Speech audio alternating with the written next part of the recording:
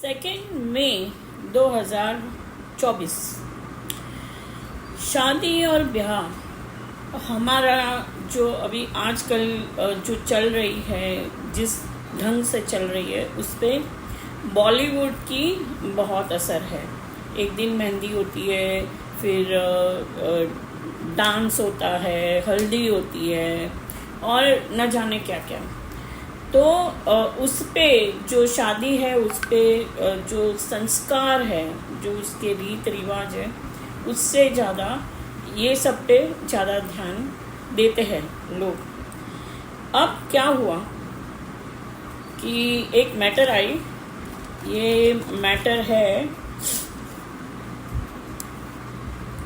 डॉली रानी versus Manish Kumar चंचल, supreme court के पास आया।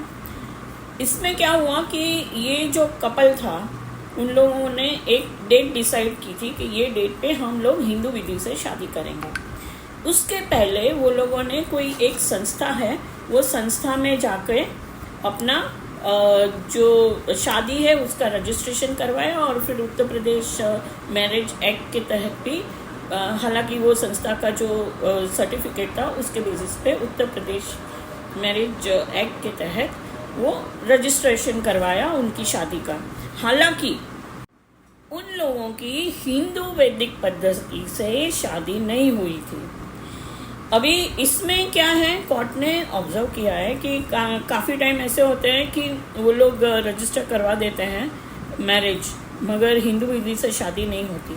तो इधर इशू क्या है कि हिंदू विधि से शादी हुई थी और हिंदू मैरिज एक्ट के तहत तुम डिवोर्स का एप्लीकेशन कर सकते हो कि नहीं। अभी वो लोग साथ में भी नहीं रहते थे और ये शादी के रजिस्ट्रेशन के बाद तुरंत ही दोनों के बीच में मिसअंडरस्टैंडिंग शुरू हो गई और वो लोगों ने डिवोर्स का नक्की किया कि अभी हमको ये रिश्ता आगे नहीं बढ़ाना है। तो डिवोर्स वो लोगों ने हिंदू पद्धति से जो शादी की थी, तो वो हिंदू मैरिज एक्ट के तहत फैमिली कोर्ट में की। और ऐसा कहना है लड़की का इसमें कि बहुत बड़ा दहेज मांगा, तो उसका भी एफआईआर फाइल किया था।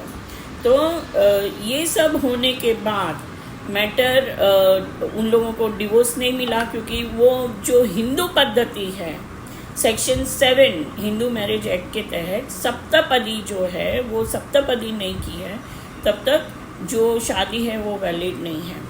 तो बस यही है कि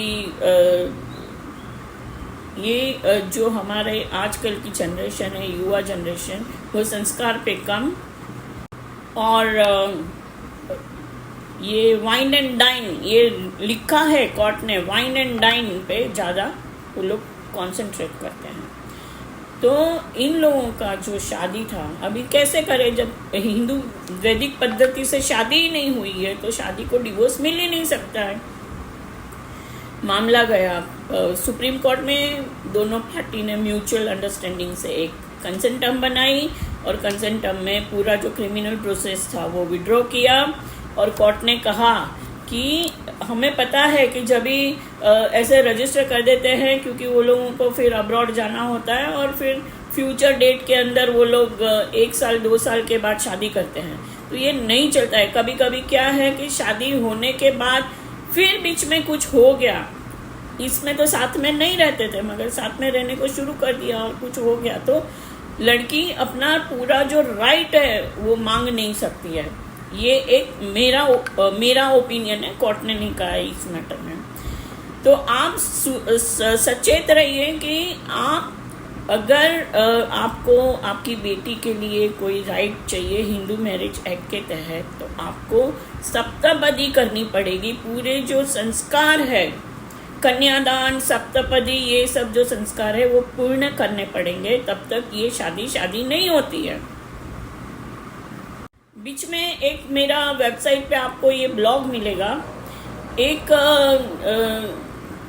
मैडम को सोच आई कि नहीं मैं क्यों कन्यादान करूं, कन्यादान नहीं हो सकता है, मैं अपना दान मेरे पिता को नहीं देने को मुझे अच्छा नहीं लगता है, मगर ये नहीं चलता है। वैसे कोर्ट ने कहा कि कन्यादान इम्पोर्टेंट नहीं है, इम्पोर्टेंट सप्तपदी है, मगर सप्तपदी से पहले अगर कन्यादान नहीं होता है तो वो सप्तपदी हो सकती है कि नहीं, क्योंकि जो गोत्र है वो मिलने चाहिए।